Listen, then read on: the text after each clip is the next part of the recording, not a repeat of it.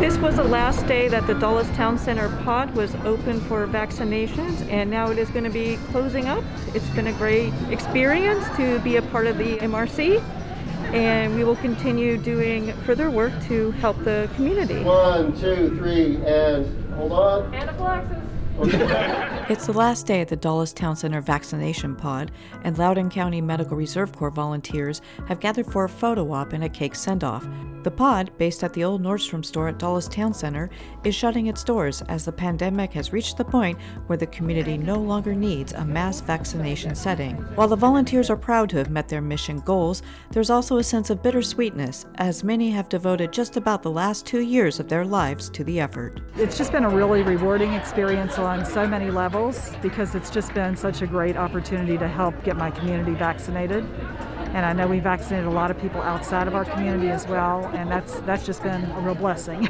It's just wonderful either at the call center or here at the pod to have been able to just help my community in any way I could through COVID. Julie Metz is one of 4,200 MRC volunteers who stepped up when the pandemic hit in 2020. As reports were coming in about the spread of COVID-19, there was an air of fear and worry as people scrambled to stock up on supplies. Toilet paper and hand sanitizer ran out across the country. In March, restaurants switched to takeout only, classrooms closed, playgrounds and tennis courts were no longer accessible.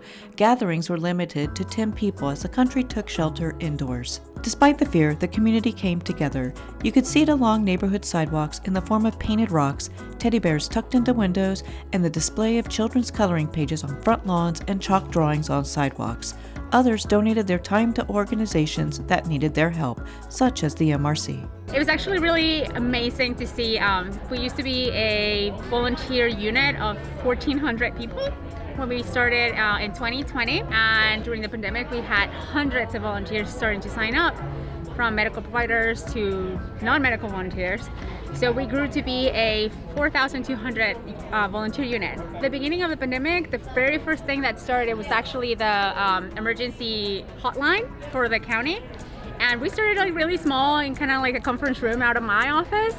And we have about like 4 people with different phones, but things started escalating obviously, and we needed a bigger space. So the Office of Emergency Management lent us a call center area for us to accommodate up to 8 people answering phone calls every day. And then we moved on to testing and eventually vaccine administration. So the first day we were operational was at the Relocation Drive location. First day was December 28th, 2020. First clients came in were fire and rescue, EMS, other emergency staff in the county.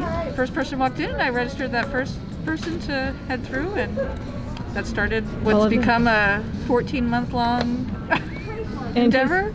And just like a few minutes ago, you just registered the last person. I did. I just registered the last group that'll be done at the Dulles Town Center pod. Wow. And I'm going to get a little emotional. I don't know.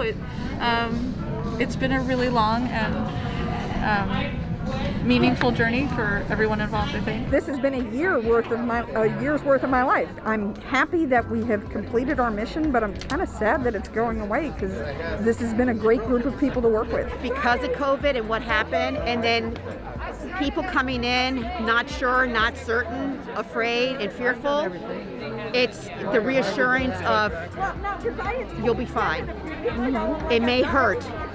You know, you may feel nauseous. Trying to explain to them. I was like, but the vaccinator will definitely explain everything to you.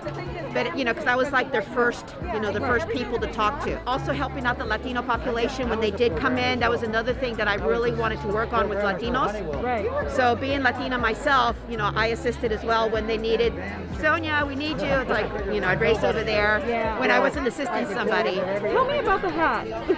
I actually started doing this when we started getting the 5 to 11-year-olds just to make them smile, because that in that age category they're all upset, they don't want to get the shots, they're all scared, and this was just a way to calm them down, help them relax, and make them smile. So today we had a huge milestone. We vaccinated our 350,000 vaccine client, counting from when we started at relocation and then from here. And that's not all. MRC volunteers contributed more than 141,000 hours since March 2020 and saved the COVID-19 workforce more than $4 million. And the number of MRC volunteers jumped from 1,400 in 2019 to 4,200 in 2022. So the volunteers, the MRC program, as well as all of the other agencies that have been involved in this have provided tremendous support. There are members of the MRC that have been here multiple shifts each week. They've been here and made that commitment to be here for months on end.